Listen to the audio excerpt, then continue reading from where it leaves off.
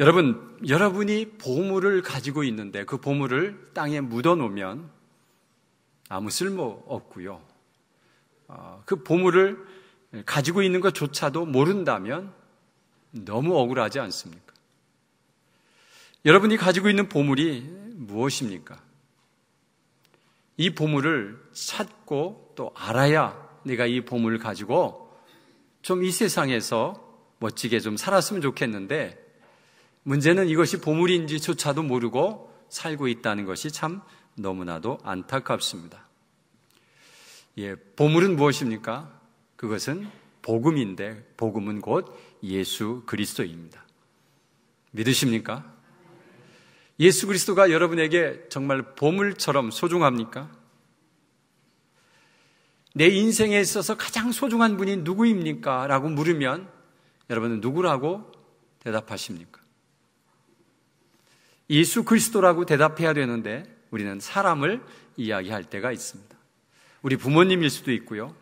나를 가르쳐주고 나의 생명의 은인인 그 사람이 나의 가장 인생에 있어서 소중한 분이라고 말할 수 있습니다.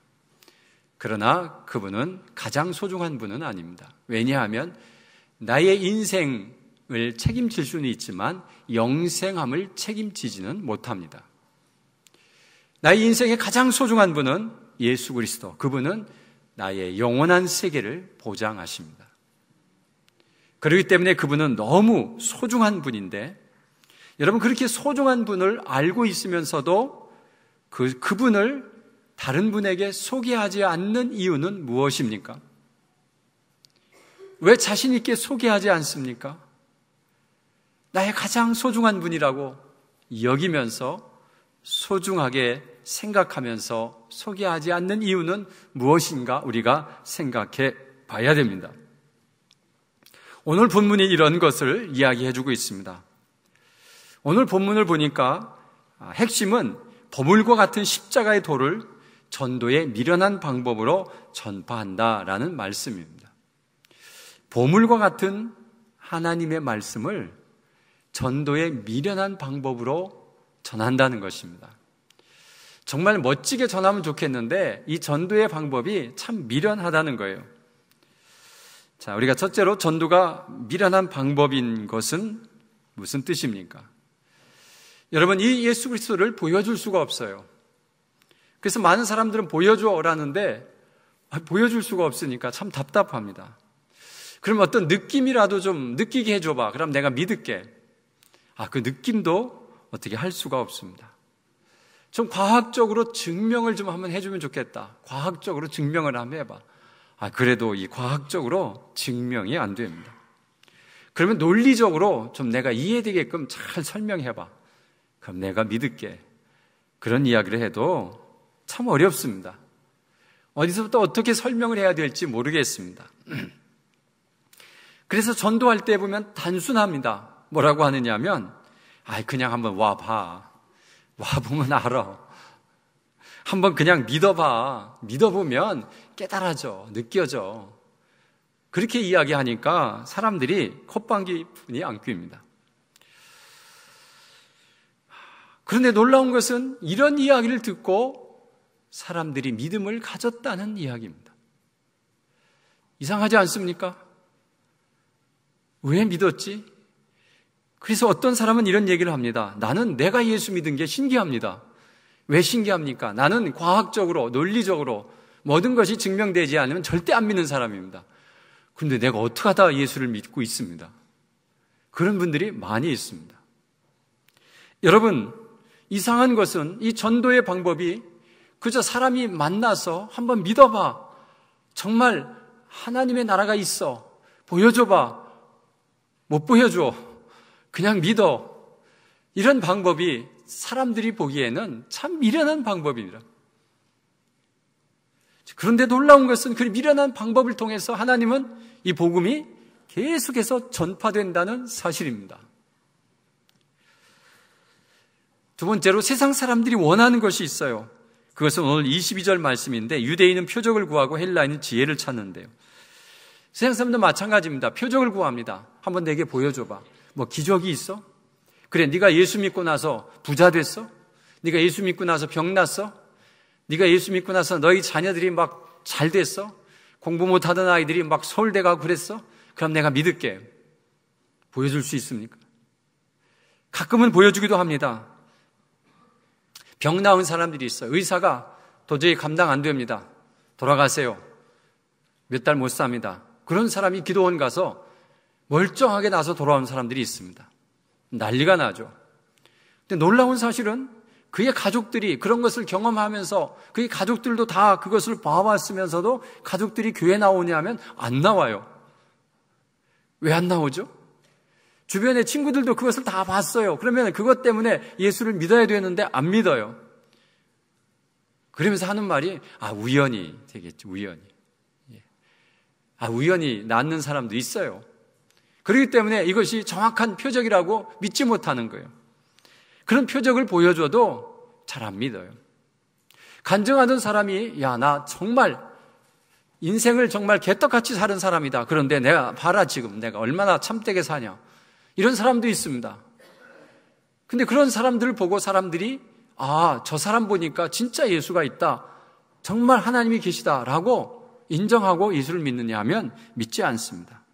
그런데도 그들은 늘 표적을 보여달라고 해요. 표적을. 또 한 사람들은 지혜를 찾습니다. 과학적 증명을 요구합니다.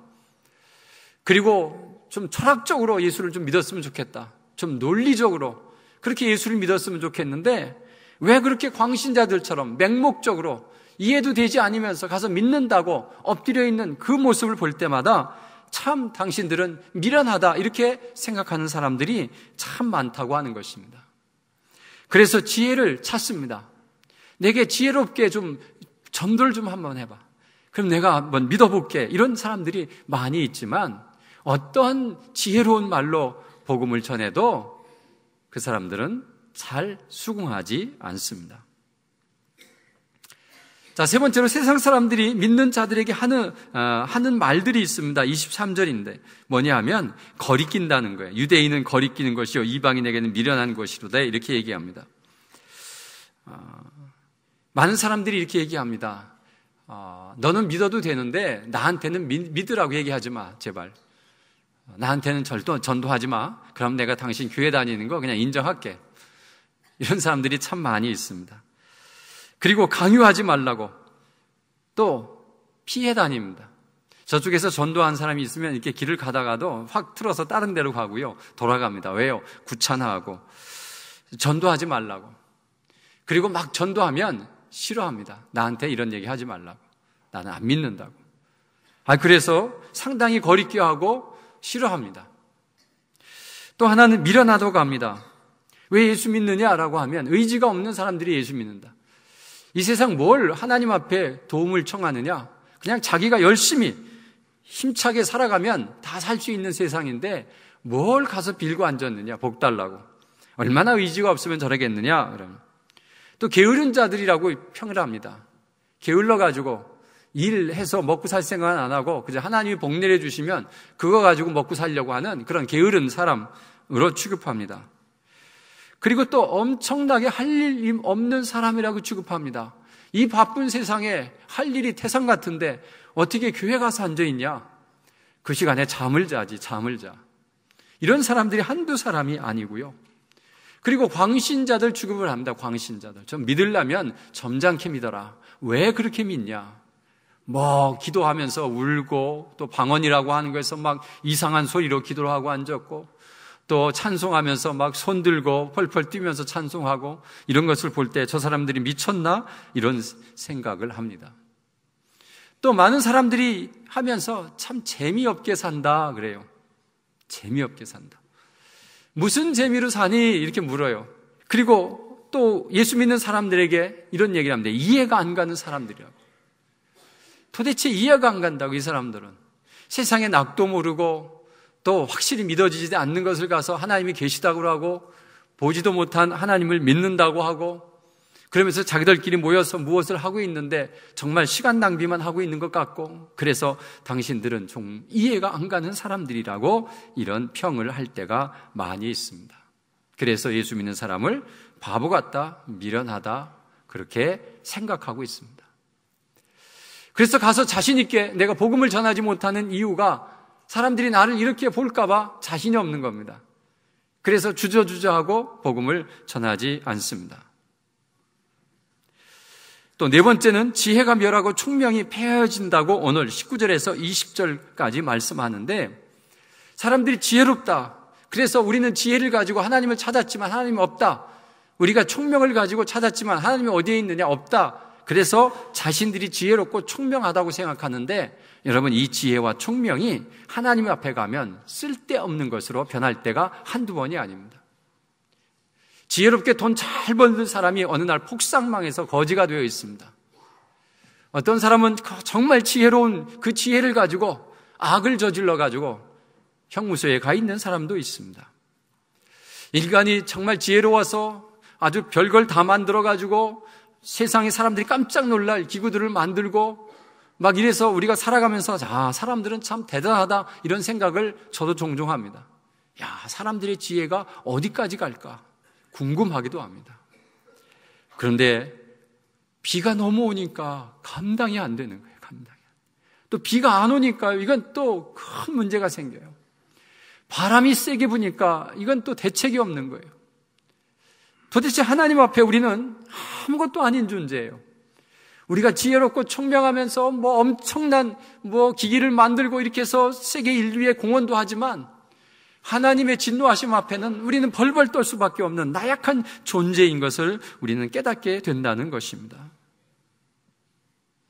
여러분, 우리가 사람이 아무리 잘나도 그 죽음 앞에는 그 수많이 벌어놓은 돈, 수많이 쌓아놓은 지식, 쓸모없는 것이 되어버릴 때가 참 허무합니다. 그래서 우리 인간은 무엇인가를 이뤘다 할 때 그때가 제일 허무합니다. 내가 이것을 위해서 여기까지 죽어라고 달려왔나? 근데 그것을 딱 취해보면 아무것도 아닙니다. 보잘것없는 것일 수가 있어요. 그래서 우리는 하나님 앞에 겸손해야 되는데, 우리는 하나님 앞에 겸손하기는커녕 그저 하나님 믿는 사람들을 조롱하면서, 그저 하나님이 어디 계시냐, 하나님이 어디 있냐 그러면서 큰 소리쳐 가면서 살아가는 사람들이 이 세상에 참으로 많이 있습니다. 그래서 어느 때 예수를 제일 잘 믿느냐 하면 병들어 있을 때가 제일 잘 믿습니다. 왜냐하면 죽음에 관해서는 어떻게 감당할 수 없기 때문에 그렇습니다. 그러나 우리 믿는 자는 죽음을 두려워하지 않습니다. 죽음 후에 갈 세상이 있기 때문에 그렇습니다. 그래서 죽음 앞에도 당당하게 설 수 있는 사람, 이 사람이 믿음의 사람입니다. 여러분, 우리는 그런 믿음이 있기 때문에 우리가 그것을 보물로 잡고 많은 사람들에게 복음을 전하는 것입니다. 자, 다섯 번째, 믿는 사람들이 보는 복음은 도대체 무엇인가라는 것이죠. 첫째, 복음은 십자가의 도입니다. 이렇게 얘기합니다. 이 도는 구원받는 우리에게 하나님의 능력입니다. 라고 18절에 말씀하고 있습니다. 십자가의 도가 복음인데 그 십자가의 도는 곧 예수 그리스도입니다. 이것이 어떤 복음이냐 하면, 왜 십자가로 이야기하느냐 하면, 그 십자가에서 달려 죽으신 예수님이 우리를 위해서 죽으시고 우리가 구원받는, 우리의 죄가 용서함 받고 구원받는 그 일을 십자가상에서 행했기 때문에 우리는 예수 그리스도를 믿는 것입니다. 우리에게 주어진 이 복음은 하나님께서 우리를 구원하시려고 자신의 아들 예수 그리스도를 이 땅에 보내고, 그리고 우리가 죽어야 할 죄값을 예수가 다시 치르게 해서 그가 대신 십자가에서 죽으심으로 그를 믿는 자는 우리의 죄가 다 그에게 전가되면서 우리는 깨끗함을 받고, 그래서 하나님께로 가며 하나님께서 예비해 놓으신 영원한 세계 천국으로 인도하는 것이 복음입니다. 이것이 우리가 믿는 아주 소중한 십자가의 도라고 말하고 있습니다. 근데 이 도는 이 세상의 지혜로 절대로 알 수 없다고 21절에 말씀하고 있습니다. 그 어느 것으로, 그 철학으로, 어떠한 과학으로도 이 하나님을 알 방법이 없습니다. 오직 성경을 통해서만이 우리는 이 하나님의 지혜를 알 수가 있는 것입니다. 그리고 이런 소중한 복음을 전도의 미련한 것으로 사람들에게 전파되면서 사람들을 구원하는 일을 이 전도의 미련한 방법으로 사용하고 있다는 것입니다. 왜 이렇게 사용하실까? 좀 하나님이 나서시면 이런 증거, 표적을 한 번만 딱 보여주면 모든 세계가 끝날 것을 왜 하나님은 그렇게 하시지 않을까? 참 우리는 답답합니다. 전도하다가 안 되면 이런 생각을 합니다. 하나님이 한 방에 해결해 주시면 좋겠습니다. 한 방에 해결하는 방법을 제가 하나님 가르쳐 드릴까요? 그래서 하나님 일주일만 저 공중에 떠 계시면 온 세상 사람이 다 믿습니다. 그런 생각을 해봤습니다. 그런데 하나님은 안 하셔요. 그리고 전도의 미련한 방법, 사람에게 가서 예수 그리스도가 당신을 위해서 이 땅에 오셨습니다. 세상 사람들이 다 듣고 콧방귀 막히는 그런 것을 통해서 하고자 하시는 하나님의 그 마음이 도대체 무엇입니까? 라는 우리는 의문점을 가질 때가 참으로 많이 있습니다. 그런데 놀라운 것은 복음을 듣고 믿는 자들에게 하나님의 능력이요 하나님의 지혜라고 24절에 말씀하고 있으면서 그 말은 무엇이냐 하면 이렇게 미련한 방법을 통해서 복음을 전하는데도 많은 사람들이 듣고 예수를 믿는다는 거예요. 그것은 곧 하나님의 능력이지 내 지혜가 아니라는 것을. 그것은 하나님의 지혜지 우리 사람들의 지혜가 아니라는 거예요. 그래서 복음을 전할 때 혼자 가지 말고 성령님과 함께 가라. 그리고 기도하고 가라. 그리고 성령님이 도와주실 것이다. 그래서 가서 정말 말도 안 되는 미련한 방법으로 복음을 전해도 사람들이 감동을 받고 주님 앞으로 돌아오는 이런 일들이 일어난다는 것입니다. 여러분, 하나님이 창조주라면 하나님이 어리석게 보이는 그 방법이 사람들보다 지혜롭습니다. 우리는 하나님과 어마어마한 관계를 가지고 있고요. 상상할 수 없는 격차를 가지고 있어요. 그래서 우리가 하나님의 뜻을 다 안다? 절대로 모릅니다. 어떻게 하나님의 뜻을 다 알겠습니까? 알 수 없습니다. 또 하나님이 우리에게 자신의 모든 것을 다 밝혀준다고요? 절대 밝혀주지 않습니다. 여러분, 개미가 사람의 마음을 아십니까? 개미가 아무리 똑똑하고 아무리 기고 날라도 사람의 마음은 모릅니다. 우리는 개미와 사람과의 관계보다 더 큰 관계가 하나님과 우리와의 관계입니다. 근데 우리는 우리의 지혜를 가지고 하나님을 이해하고 하나님에게 증명을 보이라고 하고 그래서 하나님을 좀 알아보겠다고 하는데 여러분, 하나님은 그렇게 우리에게 쉽게 자신을 나타내는 분이 아닙니다. 성경을 통해서 나타나고 자연을 통해서 다 하나님이 계심을 나타났습니다. 많은 과학자나 많은 사람들도 은혜 받은 사람들은 무엇인가 하나님이 계시다, 무엇인가 확실한 증거는 없지만 나는 감으로 하나님이 계심을 안다, 이런 사람들이 많이 있어요. 자연 속에서 하나님이 아니면 할 수 없는 그런 수많은 일들을 해놨기 때문에 우리가 불가항력적인 일을 만날 때 하나님 살려주세요. 이건 인간으로서 도저히 할 수 없는 일입니다. 제발 좀 도와주세요 라고 하나님 앞에 엎드릴 수밖에 없습니다. 여러분, 우리는 이런 하나님에 대해서 우리가 하나님을 내 안에 보유했다고, 하나님을 나의 보물로 삼았다고 우리가 생각한다면 이 보물이 얼마나 소중한가를 깨달아야 됩니다. 그런데 놀라운 것은 이 예수 그리스도가 정말 나의 보물이고 나의 가장 소중한 것이라는 것을 모르고 있다는 것입니다. 예수를 믿으면서 교회를 다니면서도 이것이 얼마나 소중한 건가, 그분이 나를 위해서 죽어주신 그 놀라운 은혜가 깨달아지지 않고 믿어지지 않습니다. 그래서 교회만 다니면 구원받겠지, 그냥 이렇게 다니면 되겠지라고 하는 생각을 가지고 예수 믿는 사람들이 참 많다는 것입니다. 여러분, 이것이 얼마나 큰 보물인가를 배우고 익혀야 믿어집니다. 교회만 다닌다고 무엇이 구원 이룬다고 생각하는 것은 샤머니즘 신앙입니다. 정성을 쏟으면 구원해 주신다고요? 그런 것이 아닙니다. 기독교는 하나님을 알아야 됩니다. 하나님을 느껴야 됩니다. 하나님을 알려면 여러분, 말씀과 예배를 통해서 분명히 어느 때 하나님이 화를 내시며 어느 때 하나님이 기뻐하시는가, 그래서 꼼꼼히 그런 것을 따져가면서 하나님을 믿어야지 그냥 대충 다니면 되지 뭐라고 하는 생각은 여러분 안 됩니다. 세상에서 제일 억울한 사람이 누구냐고 저에게 묻는다면 예수 잘 믿고 지옥 가는 사람입니다. 천국도 알고 지옥도 알고 예수님도 다 알아놓고는 지옥 갑니다.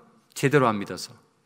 예수님께서 말씀하십니다. 주여 주여 하는 자마다 다 천국에 가는 것 아니다. 이렇게 분명히 말씀하셨습니다. 그렇기 때문에 우리는 하나님을 알아야 됩니다. 하나님이 어떤 세상을 만들어 놓으셨고 어떻게 구원의 방법을 이루셨고 내가 어떻게 살아야 구원에 이루는 것을 분명하게 깨닫고 그 말씀대로 살아가야 되는데 그냥 대충 예수 믿으면 된다고 합니다. 요한계시록에 차든지 덥든지 하라. 내가 내쳐버리겠다. 이런 말씀도 있습니다.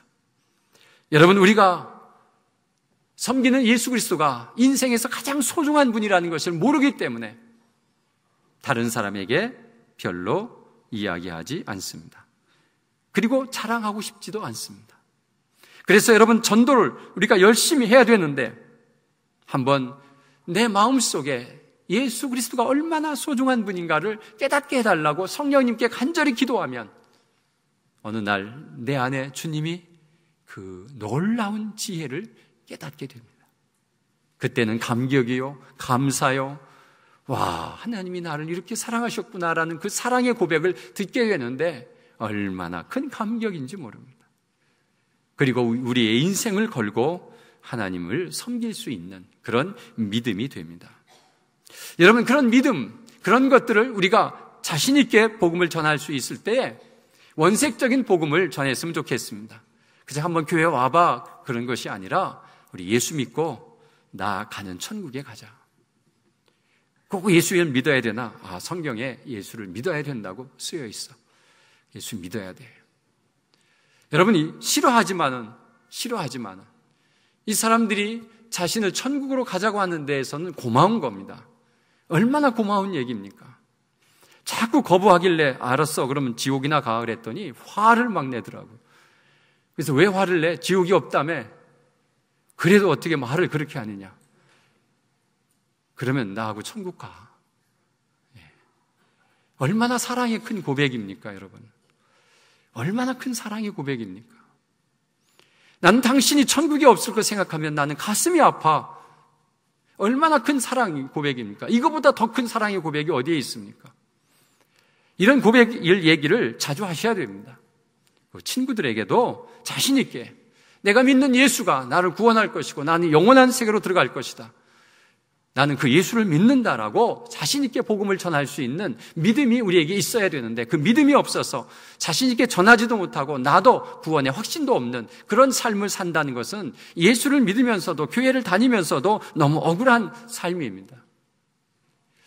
여러분, 우리가 정말 감사한 마음과 진지한 마음으로 그들에게 다가가면 그 진지한 마음을 받아들인 사람들이 많이 있어요. 고웃음치고 또 비아냥거리고 그럴 사람도 있어요. 그래서 그것 때문에 여러분 부끄러워하거나 미안해 여기지 마세요. 그리고 그가 안 오고 안 오고 내가 막 그렇게 했는데도 이 사람들이 교회도 하나도 안 오더라. 그래서 실망한 사람들이 많이 있어요. 실망하지 마시기 바랍니다. 오고 안 오고는 내 책임 아닙니다. 누구 책임입니까? 하나님 책임입니다. 나는 복음을 전할 뿐입니다. 여러분, 이 복음은 정말 소중한 보물입니다. 이 보물을 여러분이 얼마나 소중한 보물인가를 느끼셔야 됩니다. 느끼시려면 관심 있게 하나님에 대해서 알으셔야 됩니다. 그리고 내가 구원받은 것에 대한 확신과 기쁨이 있어야 이것을 전할 수 있는 자신감이 있습니다. 하나님의 능력이 전도할 때 가장 많이 나타납니다. 치유의 능력도 나타나고요, 기적도 나타납니다. 전도할 때 일어나는 일들입니다. 여러분, 우리가 하나님의 능력을 부여받고 전도하는 일에 승리하는 우리 모두가 되시기를 간절히 바랍니다.